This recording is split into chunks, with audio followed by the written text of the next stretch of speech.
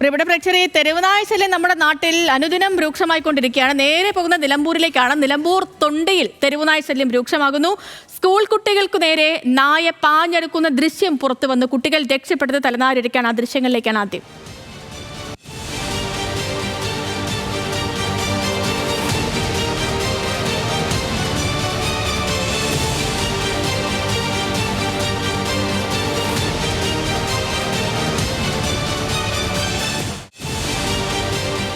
ശാന്തകുമാർ വെള്ളാലത്തിന്റെ വിവരങ്ങളുമായി. ശാന്തകുമാർ, കുട്ടികൾ തലനാരിഴയ്ക്ക് രക്ഷപ്പെട്ടു എന്ന് പറയാം അല്ലേ?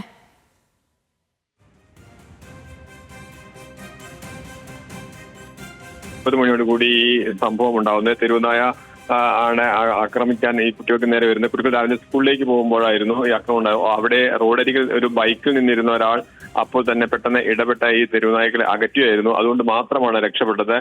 4 തെരുവുനായ്ക്കളാണ് ഈ കുട്ടികൾക്ക് പിന്നാലെ ഓടിയെടുത്തത്. അത് ഈ ആളുടെ ഈ ബൈക്ക് യാത്രികന്റെ ഒരു സഹായത്തോട് മാത്രം രക്ഷപ്പെടുകയാണ് ഉണ്ടായത്. ശരി, ശാന്തകുമാർ വെള്ളാലത്താണ് വിവരങ്ങൾ നൽകിയത്. നമ്മൾ ഈ കാണുന്ന ദൃശ്യം അത് നിലമ്പൂർ തൊണ്ടിയിൽ നിന്നുള്ളതാണ്.